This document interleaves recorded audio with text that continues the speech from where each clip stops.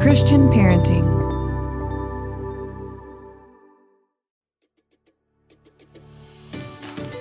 Hey friends, today is Giving Tuesday, and if you have not heard of Giving Tuesday, it is a global day dedicated to giving back, and it is the perfect time to give to Christian parenting. Our mission at Christian Parenting is to help parents all around the world grow into the perfectly imperfect parents God created them to be so that they can confidently raise the next generation of culture-changing Christians. We provide digital and printed resources, encouragement that's rooted in biblical truth, and we have our entire network of faith-based podcasts for families, including this one. But creating resources and running podcasts is not free. And just like everything else in this world, these things take time and financial commitments. As a donor-based ministry, Christian Parenting relies on generous donors like you to continue to make podcasts like this one happen. Your gift also helps us to create things like our annual school year prayer journal, different devotionals, and other products to help encourage and build up your entire family's faith. So if you love this podcast, and I really hope that you do, would you please consider a Giving Tuesday gift to Christian parenting? Every gift matters and every gift makes a difference to our ministry. So please go to cpgive.org and consider a gift to Christian parenting this Giving Tuesday. Again, that's cpgive.org to give your donation to Christian parenting.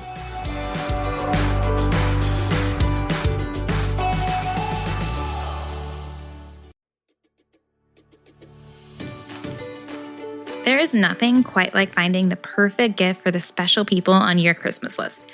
But let's be honest, it's easy to feel uninspired, especially when life gets busy as a parent. We've all been there scrambling for ideas and then experiencing chaotic trips at the mall and just coming up short. But Christian Parenting is here to help ease that stress. We have put together a Christmas gift guide that is packed with faith-based products and experiences all in one place. You can visit christianparenting.org/Christmas to get your free Christmas gift guide today. This guide is designed to help your shopping experience easier and more meaningful. Whether you're shopping for kids, parents, grandparents, or friends, we have ideas that are perfect for every age, stage, and interest. Christian Parenting also has amazing Advent resources for your family. So if you're looking for fun and creative ways to keep Jesus the center of your Christmas season, those resources are in the guide as well. From family activities to devotionals just for kids, you are guaranteed to find the perfect Advent resource that you have been looking for.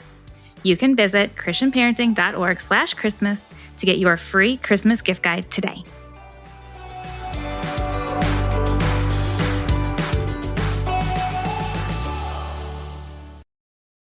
Hey friends, welcome to the Christian Parenting Podcast. I'm your host, Steph Thurling. I am the Executive Director of Christian Parenting, and I am so glad that you're here today.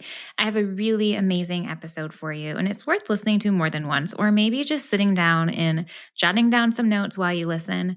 I know that I love multitasking when I listen to a podcast. I'm either in the car or on the treadmill or folding clothes, but this may be one to just really focus in on because I am talking with David and Amanda Erickson from Flourishing Homes and Families, and they equip and empower Christian parentings to lead their families with grace and gentleness through parenting principles that are rooted in the teaching of Jesus and backed by modern neuroscience.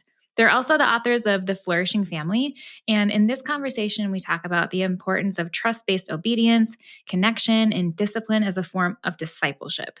They share insights from their own experience, and they give some really practical strategies for nurturing relationships and fostering emotional maturity in our children. I think that you're going to get a lot out of this episode, so truly enjoy it. Hello, David and Amanda. Welcome to the Christian Parenting Podcast. Hey, thanks for having us. We're so glad to be here.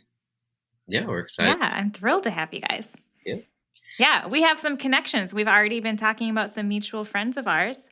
And so it's really fun. I think we're going to have a great conversation, getting to know each other a little bit and talking about your book. So we are talking all about thriving, flourishing families, discipline, connection, all sorts of good, really practical parenting stuff. But first, let's focus on your flourishing family. Tell us about who you guys are, what you do. Tell us about your family, and then you get your one word to describe your family. All right. Well, professionally, I am a minister and an educator. I've been a pastor. I have been a seminary theology professor, and now I am the president of a Christian college. And so I have spent my career pouring into the coming generations that are following behind us. And so for me, our book, Talking to Parents About the Generation that they're raising right now, is just kind of an extension of what I do every day. Amanda's story is a little different. Yeah, so I'm also a seminary graduate, but what kind of drew me to sharing about our own parenting story was really understanding like how I was raised and how I intuitively felt called by the Holy Spirit to parent my children when they were very young. They were kind of at odds with each other. And when I recognized that the way I was treating my children was breaking their trust with me, it made, I intuitively, I really believe the Holy Spirit just told me, like, if you want to have long-term influence, he has to be able to trust you.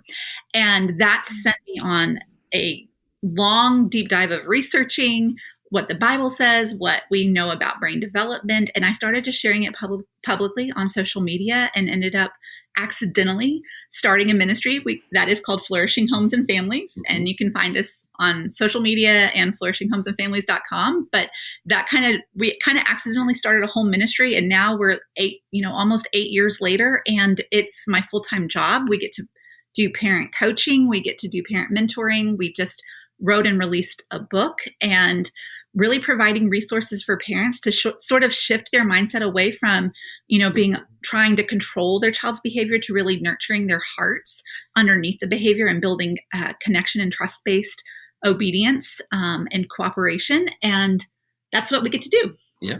And we have our kids. 2 boys. They are 9 and 10 right now. Yeah.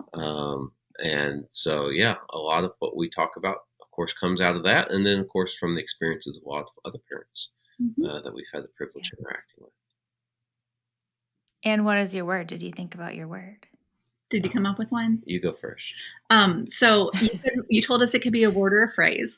And yes, the phrase that immediately came to mind is, we can do hard things well because God made us a family. And we're in a season of hard right now with getting ready to move and just a lot of changes. And that's something that I am reminding our boys of a lot. We can do hard things well. I would say my word would be grace, in that we try to parent with a lot of grace. We see grace bubbling out of our children, not 100% of the time, but a lot. And so, there is a lot of grace within our family as we navigate through life and as our children grow up and all of that kind of stuff. Yeah, I love both of those. And I feel like we'll get even more into that as we continue the conversation, because we're going to talk about your book, The Flourishing Family. And I feel like if we're going to talk about your book on parenting, your kids are probably going to come up a little bit. So I love the combination of, in your work, like neuroscience and faith. And so before we get into the book, tell us a little bit about your approach to writing this book using those two things together. Right. Well, I mean, we believe God speaks. God speaks through, I'm going to use theology words here, but he speaks through a special revelation, which we would think of as the Bible, or, the things God speaking to Moses, etc. And then there's general revelation, which is God speaks through the entirety of his creation. And so for us, understanding things like neuroscience, and, it's just amazing what they've been able to do to kind of just peer in even the littlest bit inside the human mind and have some idea of just a little bit of what's going on inside there. It just confirms the kind of things that God has been saying for thousands of years about how to treat people and how to do that. And so bringing that together, specifically in the context of trying to help parents navigate their developing children and helping them understand a little bit about what's going on inside of our kids. That's what we wanted to do. And we wanted to do it from a specifically Christian framework, because, everybody has the ability to observe the world around them, but it's coming to that observations with a specifically Christian framework and thinking through those that helps us kind of live out the principles that have been set down in God's word for millennia. Yeah. And I just want to add to that too, that even just from a very personal, like lived experience and trying to navigate it early in our parenting. As I was learning about child development and sort of evidence-based best practices, it just kept pinging in my mind, like, well, this is how Jesus interacted with his disciples when they didn't trust him. This is how Jesus interacted with people that were in opposition to him. Well, this sounds just like Jesus when, and that really started framing like Jesus should be my first example of how to interact with my children. He was not a parent and maybe didn't even change diapers or have to deal with a toddler tantrum. But what we know about how the human brain learns and absorbs new information and is able to put it into practice, it mirrors so beautifully how Jesus taught and discipled his followers. And he is our first role model. Yeah. One of the things that you talk about in your book quite a bit, and this is what I was so excited about, is that deep need for human connection and this concept of trust for our kids. Like our kids have to trust us to obey us. So you talk about trust-based obedience. So that's what I really want to get into a little bit. Because that goes back to faith too. So tell us a little bit, what does trust-based obedience mean? I mean, the concept is pretty simple because we do it in adult to adult interactions all the time. Mm-hmm. In that we will follow what someone we trust says, and we won't what someone we don't trust says. Mm-hmm. And so, just kind of bringing that down to our children and saying, okay, I want my children to experience the blessing of obedience. I mean, Paul talks about that in Ephesians chapter 6. There's a blessing for our children in obeying the wiser, more mature parents that God has gifted to them. And I want our children to enjoy that blessing. But that blessing only really happens when they want that blessing, when they have the desire to obey. And of course, that's what's difficult in childhood is sometimes, they want to obey, and sometimes they don't. And so, there's easy days and hard days. That's always how it is. And so working on a trust-based obedience model is when we hit those moments when they don't. Okay. How can we move them towards obedience without breaking that trust in a way that continues to build that trust? So the next time we're hitting this inflection point, or 5 or 10 times down the road, we're hitting the same point, they've been building up that trust so that they're like, okay, this is what we're doing, and we're moving along with it instead of putting on the brakes, going into full, like, no, I'm not going to do this. Yeah, I think ultimately the heart of trust-based obedience is, like David said, the act of obedience is not what God is after. That's very clear throughout the Old and New Testament. And Jesus told his disciples, like, if you love me, you will keep my commands. And so the external compliance is not at all the goal that we should actually be after. It should be the heart. And we want our children to obey our commands out of love, like Jesus invites us to.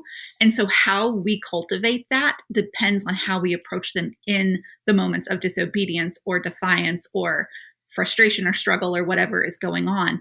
That's, not following the command that we gave is really maintaining our trustworthiness in those moments, like God maintains his trustworthiness towards us. And I think what's so hard is that as parents, we just want our kids to obey us, like right away. Like I just want them to put their shoes on when I tell them to put their shoes on.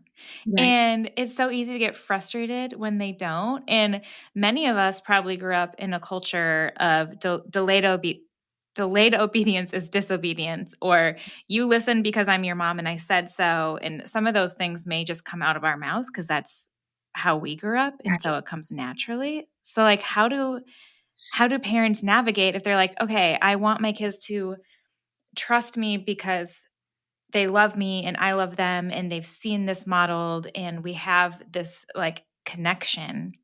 And also I want them to put their shoes on. I don't know how to do it any other way than to raise my voice or to get frustrated. Like, how do we balance all of that? Yeah. Yeah. So what you want to stick with putting on shoes? Because We this can is just- yeah. Well, I mean, just one very practical thing is to give fewer commands. Offer invitations and maybe even broad direction, but giving them autonomy in what's happening anytime that we can, I think is going to minimize the power struggle and avoid the power struggle. So if there's like a lot of defiance, I think it's a good question to ask of how many actual commands am I giving, and is it too much? Because if we can set them on the path towards the goal without having to give a direct command, everything is going to go so much easier. Yeah. So, for example, usually when we're trying to get a kid to put on their shoes, it's because we're trying to get out the door because there is something we need to go do. And that something usually has a time schedule. Okay. And so that's raising the stress level. And so, as early as possible, begin doing things like asking them questions like, hey, we need to leave the house in 20 minutes. Okay. What do you need to do to be ready to go? And use a visual timer so they know. And put up some kind of visual timer so they can see the time ticking down, because they're going to get distracted, and they're going to kind of wander off, and they're going to be kids throughout the entire process. But just asking them to kind of set up, what do you need to do to be ready to do this? And then another way to elicit that is to connect, because it's really easy. In that 20 minutes, we're kind of rushing around getting ourselves ready, trying to maybe get a younger sibling all ready to go. And so, I can get to moving real fast and just kind of barking orders in the general direction of the people who need to follow them.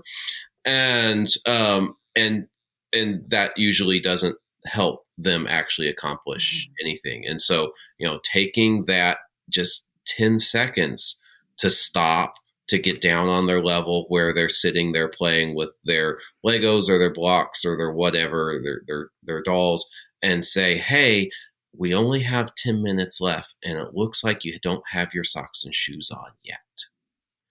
And oftentimes they just jump up and go do it right then. And so, there's different, I would guess, techniques. Yeah. Another one would be even too, like if you know that shoes are the struggle, maybe for a sensory reason, to make sure that your calm presence is with them when they have to do the actual putting it on. So when you as the parent are ready to put your shoes on, go to the living room and family shoes on together, keep the one who's struggling real close and be like, do you want to practice tying my shoe? And I'll tie your shoe. And so you kind of swap the little micro tasks within the bigger goal and invite them to be fully participating, but also your presence is there to calm them. And you are also taking an active role in helping them do the thing that's hard for them. Yeah. My daughter is a dancer, and we have a lot of battles about getting dressed and ready for dance. She always wants to go to dance, but she'll get distracted after school, be eating her snack, maybe watching a show, reading a book. And I'm like, hey, we have to leave in 30 minutes. Hey, we have to leave in 15 minutes, giving her the countdown, Right. And I finally got to the point, and it never worked because she always just continued to be distracted. And then it would be very stressful because she does not like to be rushed. Right. So I finally just sat down next to her and was like, hey, I feel like maybe it would be helpful if you just got dressed now, and then you can eat your snack and you can watch a show. And then when we have to leave, you're just ready to go. And it was very obvious to adults, but in my head, she should have been doing that the entire time. But as a kid, she didn't know that. Right. But it took some intentionality of me being like, okay, how can I make this better so that we're not just panicked and rushed going out the door every single time she has dance. Right. But you have to kind of, I don't know, get outside of yourself for a minute. I like how you're talking about going to play with them and to connect with them, because that's so important. And it's so honoring. Our kids are supposed to honor us as parents, but it's also important that we honor them as people. Right. Yes, absolutely. And that's really the part of the command to families in Ephesians and Colossians, is that parents are to not provoke their children. They're not to discourage them and frustrate them. And that is those are very tangible ways to honor our children, to be mindful of how our instruction and correction is landing on them and how it's impacting their hearts. Yeah. It can so easily turn into an excessive amount of what feels like nagging. Oh, yeah. Right. And nobody likes to be nagged. No. Yeah. Adults don't. No. Especially when we get into these repetitive situations, as we just find ourselves, man, I'm having the same power struggle every week when we're trying to do this, or sometimes every day we're getting the same power struggle, over picking up toys or, whatever it is. And so sometimes we have to say, okay, I'm the mature adult in this relationship. Okay. So I'm the one that's going to back up, think about what's going on, and think about what's maybe a different way I could try to approach this to come to a better resolution. And so, we have 2 young boys. Our house has a lot of Legos. That's just our lived reality right now. We are rich in Legos. We are. And that top 1% for sure. And it's just, that's a lot of picking up to get done every day, because I don't want to step on Legos after my children have gone to bed, and no adult does. And so, but to get those picked up, we could either go into a power struggle of me demanding, hey, you need to pick up the Legos. You need to pick up the Legos. And we're an hour later, and I'm still saying you need to pick up the Legos. Or we're punishing them for not. Yeah. Or, for us, I mean, one of the simplest ways, and it's so simple, is just say, hey, it's time to pick up the Legos. And then you start doing it yourself a little bit. Now, our boys are a little bit older. And so they pretty quickly pick up on like, oh, he means it because, he's doing it. I'm doing it too. Right. And most of the time I've picked up Legos for 1 minute, maybe 2 minutes. Then I go on to the next thing. They just stay there and finish the job. Now, when they were 4, that didn't work. I was there the whole time. Right. Okay. and oftentimes having to encourage, because they would get distracted from the task at hand. That I wanted to give a suggestion when they are starting to get distracted or kind of frustrated or bored with the more ordinary tasks, is to gamify it. Like, try to come up and make things fun.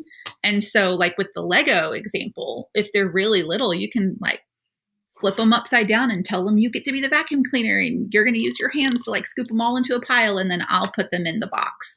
Be really fun with it, but also tell them I see 4 green Legos. Can you find the same 4?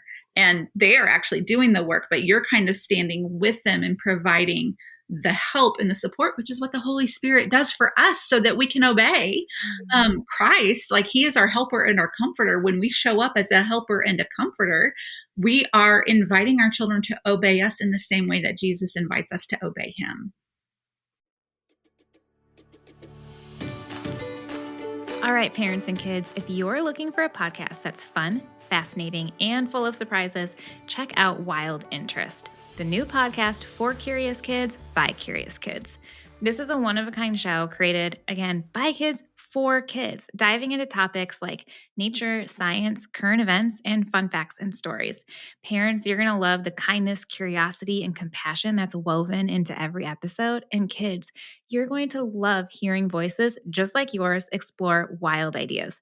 Things like tracking animals in the woods, or how famous athletes got to where they are now, or even why they are sailors living on a half-sunken ship in the South China Sea. There are going to be segments like grandparent stories, favorite sound, jokes, riddles, and even a visit from Bobby the Bigfoot. There's definitely something for everyone. Wild Interest sparks imagination, fuels curiosity, and keeps learning exciting. So gather the family and check out Wild Interest. Available now wherever you listen to podcasts. It's wild.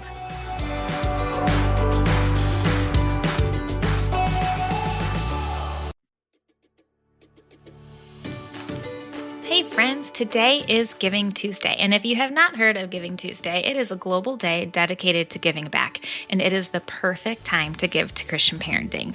Our mission at Christian Parenting is to help parents all around the world grow into the perfectly imperfect parents God created them to be so that they can confidently raise the next generation of culture-changing Christians. We provide digital and printed resources, encouragement that's rooted in biblical truth, and we have our entire network of faith-based podcasts for families, including this one. But creating resources and running podcasts is not free. And just like everything else in this world, these things take time and financial commitments. As a donor-based ministry, Christian Parenting relies on generous donors like you to continue to make podcasts like this one happen. Your gift also helps us to create things like our annual school year prayer journal, different devotionals, and other products to help encourage and build up your entire family's faith. So if you love this podcast, and I really hope that you do, would you please consider a Giving Tuesday gift to Christian parenting? Every gift matters and every gift makes a difference to our ministry. So please go to cpgive.org and consider a gift to Christian parenting this Giving Tuesday. Again, that's cpgive.org to give your donation to Christian parenting.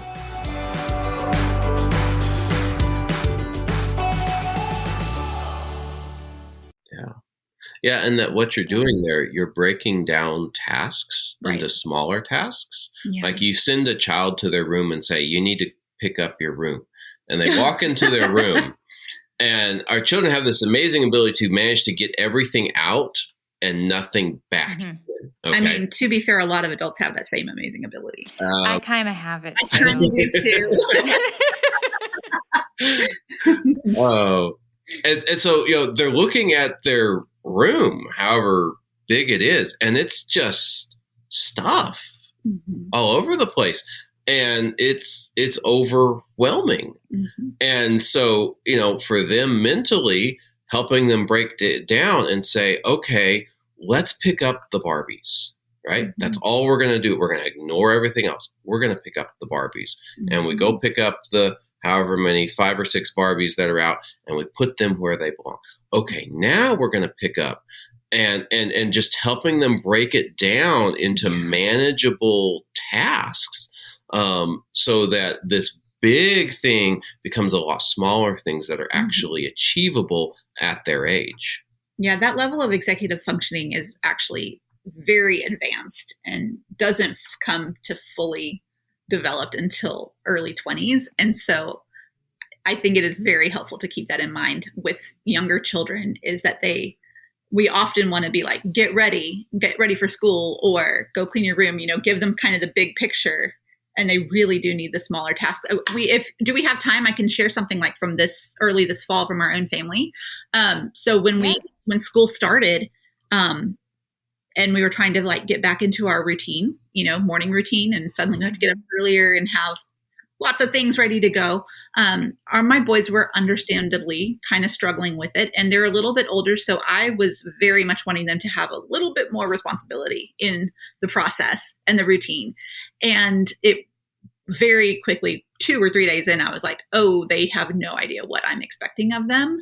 And so in a way to teach them in a way that was fun, I forgot it all in 3 months. They had forgotten it all. The entirety of how to get ready in the morning was out the door. I mean, that's what summer's for. You forget everything. Reset your brain. So to make it fun, we have an Alexa, or like an Amazon Alexa, and I created routines that were prompted by a very specific code word. And I told my boys, here's your very first morning code word. And they would go to Alexa and say, Alexa, start Ezra's morning routine. And Alexa will give him the very first task. But I wrote the Alexa script in as if they were in a video game. So as if they were in Minecraft. And so each of their 7 tasks that they needed to complete to be ready to go, I made it fun for them. And I made it where they go back to Alexa and give her the next code word, and she'll give them the next task. So it's one thing at a time. It was fun. It was creative. And they learned their morning routine in 4 days, and they don't even do the Alexa routine anymore. But they're a little bit older, so it allowed them to sort of learn it without mom having to tell them every single thing to do, which is important to our oldest right now.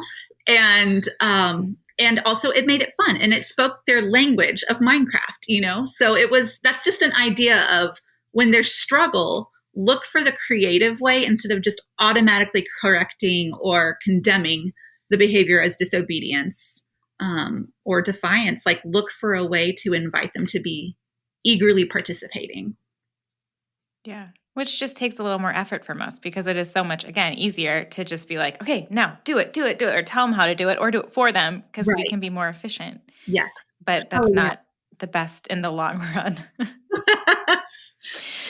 Let's talk about the idea of discipline for a second. Yeah, sure. Like, you keep Jesus at the center of your discipline, the center of punishment, of correction. And we do that, and then discipline can be seen as discipleship. So let's get into that a little bit more. Like, how do you keep, when all this stuff, you're parenting your kids and you do have to discipline them, right. How do you keep it Jesus-centered, and how is that the same as discipleship? Yeah. You want to go, or you want me to? Yeah. Okay. Yeah. So when we read the Gospels and when we look at the commands given to the New Testament churches, we see that there is a pronounced shift in how sin and disobedience is addressed from how it was addressed in Israel before the cross. Jesus, his followers did not trust him. They were aggressive. They were violent sometimes. They were greedy and wanted to one-up each other and who was going to be the greatest in the kingdom. Like, he dealt with all of the same sort of character flaws that we might see in our children, but he never punished his disciples. He taught them, he discipled them, he corrected them, he rebuked them strongly sometimes, but he did not punish them. And we should recognize why, because he bore our punishment on the cross, right? Isaiah tells us that he bore the chastisement that brought us peace. And so when we really believe that, we are freed to no longer feel the need to punish our children for their past mistakes or sins, because Christ has absorbed their sin on the cross. And we can now point them towards the future that we know Jesus has called them to. According to Ephesians 2, they are called for good works, and disciple them and train them and coach them and model for them towards that goal of good works. So rather than punishing them, making them feel bad or hurting them emotionally or physically for the wrong that they did, we look at what missing skill might there be, what missing connection might there be, what else might be going on underneath the surface, so that trust-based obedience, and then give them opportunities to practice building those skills or the habit of obeying, but do it in ways that kids learn through play, through role playing, through using their animals and Barbies to create scenes, or storytelling, making up songs, silly songs with them. Like, these are really great ways to teach effectively for our kids, to help them do better in the future and prepare them to do better the next time in the exact same situation, instead of focusing on how well they did not do in this situation. There to explain it. Yeah. And when people think of discipline, they usually think of something that is about the immediate past. Mm-hmm. Whatever just went wrong, that's where we're thinking of the word discipline. And of course, when things go wrong, that definitely draws our attention to, like, okay, there's something that needs addressing here. But we think about, let's say, consequences, right? A child has done something, and there is a consequence for that. Now, that may be a natural consequence, as in you hit your brother. Now your brother doesn't want to hang out with you. Okay. But also, as parents, sometimes we're stepping in to help bring some consequences about. And we talk about 3 different kinds of consequences. One is consequences that repair. So, that is discipling our children into valuing relationships, okay, and valuing the other person that they hurt or demeaned or whatever it is that went wrong there. And so to value that person enough to repair relationship. A phrase we taught our boys a lot was, "I'm sorry, how can I make it better?" And we didn't ask them to apologize when they didn't actually mean it. Okay. We often gave them some space. And of course, because when we were starting fairly young, of course, they want to come back into relationship. Our kids, as much as they drive each other crazy, really love each other also. Mm-hmm. And so we want to give some shape to that, and like, how do you repair relationship? And sometimes, sometimes kids come back and say, sorry's enough. Sometimes they're like, well, I want you to do this. Sometimes there's a physical thing that maybe needs to be repaired or replaced. Maybe there's a hole in the wall right now, okay, because of what just happened. This happens with boys. It does. Sometimes by accident. It's not even necessarily because they were mad. Sometimes there's just holes. And as someone who runs dorms with adults in them, it doesn't end by 20. I can tell you that. Holes just happen. And so, sometimes there's literally a repair to be made. Like, okay, you need to fix this. You need to be part of fixing this. I'm going to teach you how to fix this. Mm-hmm. There's also, I'm a blank on the next one. Consequences that prepare. That's what I was looking for. Which I kind of mentioned is, yes.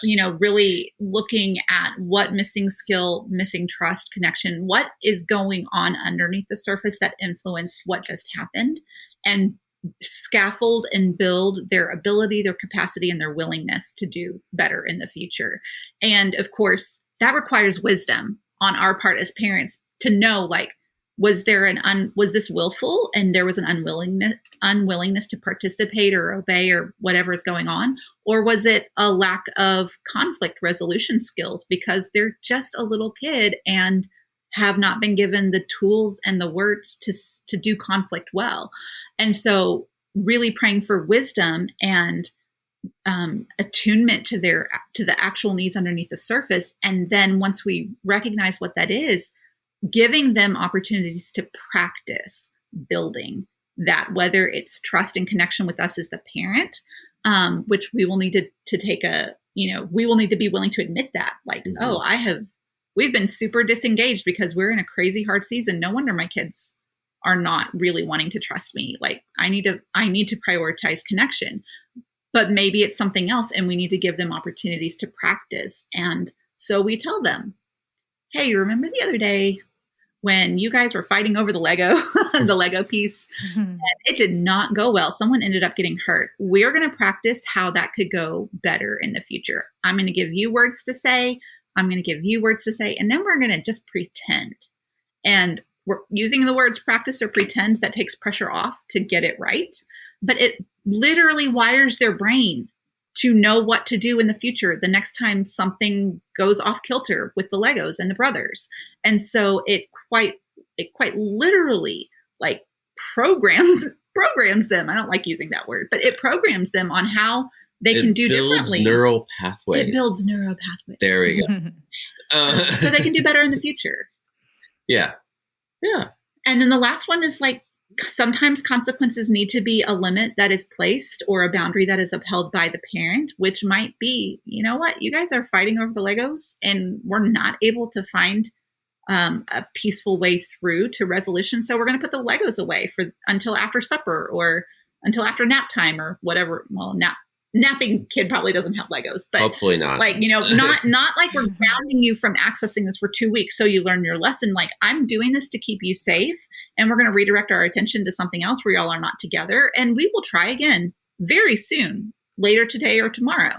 But we hold that limit of whatever conflict is happening, making sure that they stay safe and not, that they stay safe. Yep. Yeah.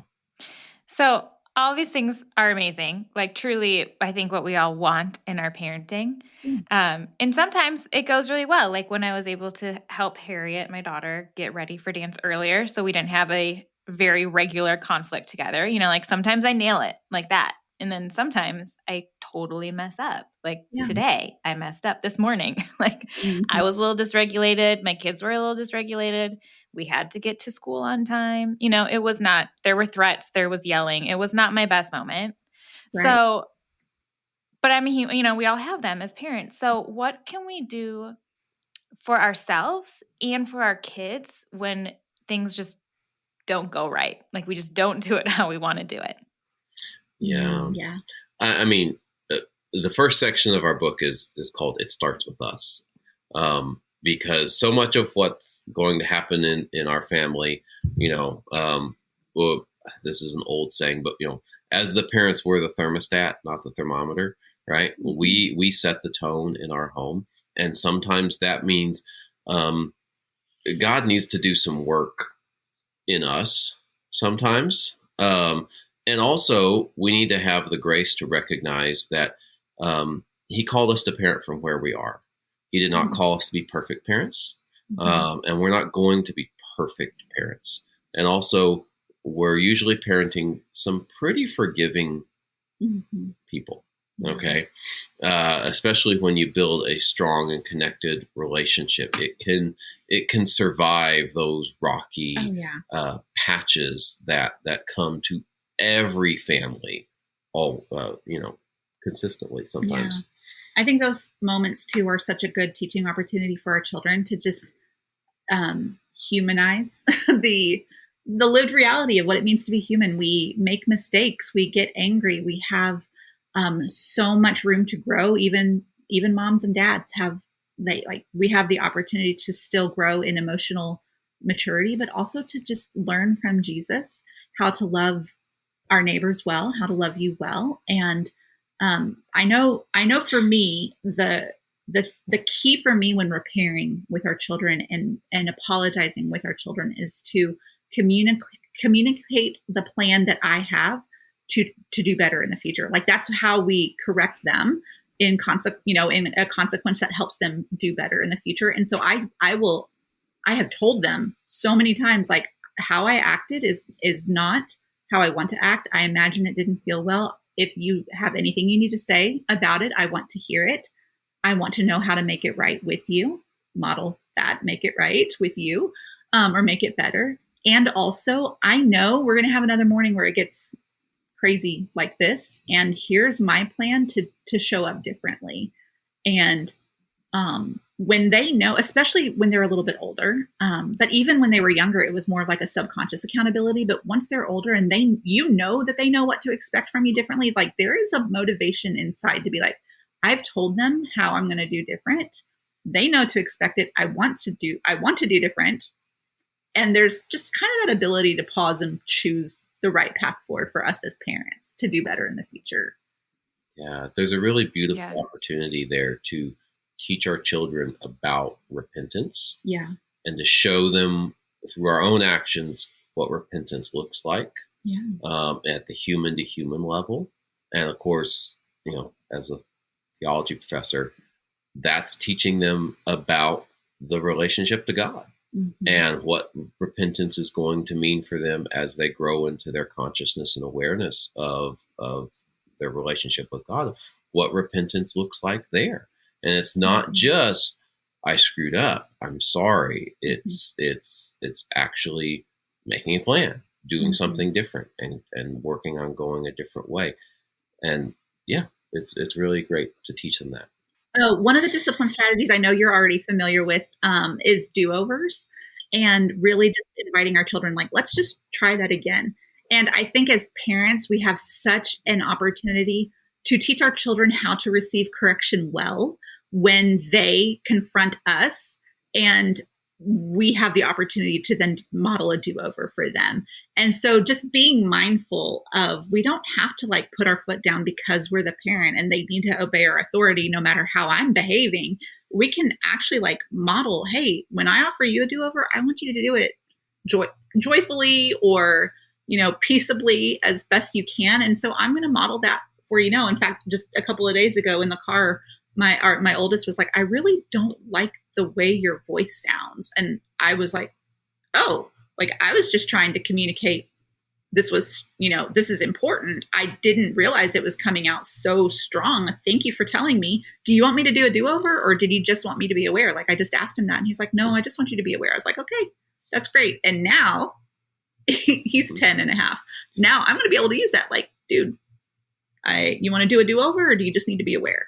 Because he's seen me do that and ask that. And so it starts with us. Model what you want from your children.